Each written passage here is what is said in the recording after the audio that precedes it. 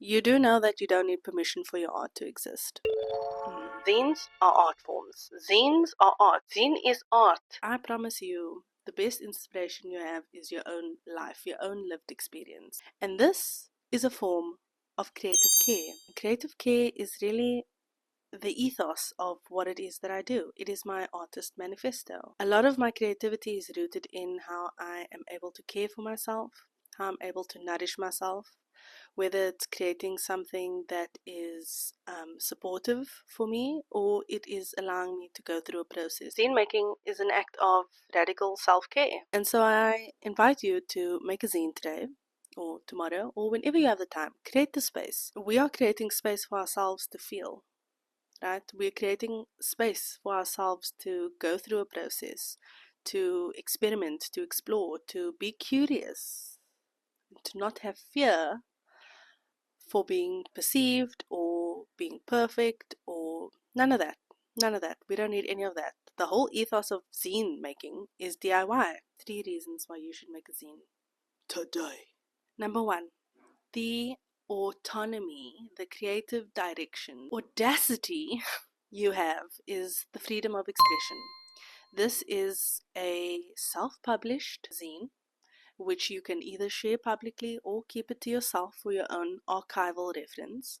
But you have the freedom to create something out of nothing or create something out of an experience that you've been through, emotions that you are feeling, ideas that you have, concepts that you want to elaborate on, poetry that you want to share, drawings. The limit does not exist. With this freedom of expression, you really have to tap into your inner self, your childlike self, and swim through your inner landscapes, because I promise you, the best inspiration you have is your own life, your own lived experience. And there is so much that you can excavate from your own life. You are your own muse. Then we come to, it's a tangible connection from something that lives within your mind, within your body, within your heart, and you are able to pull it out, all the textures, the nuances, all the elements that make that thing onto paper. And it can be such an abstract representation of what it is you are creating a zine about, or it could be quite literal. You know, I really tend to work more in the abstract sort of poetic side of expression, just because it allows me to enjoy the process more than anticipating what the outcome is looking like. So I'm very much process based, and the process of creating over whatever period of time. You can create a zine in one day, you can create a zine over 2 weeks, you can create a zine in an hour. And for me, it really is about that process, because you are pulling from all these different sources within yourself and also externally from whatever mediums you decide to use. And you are putting it together into something tangible, something that locks in that emotion, that concept, that feeling, that moment of time.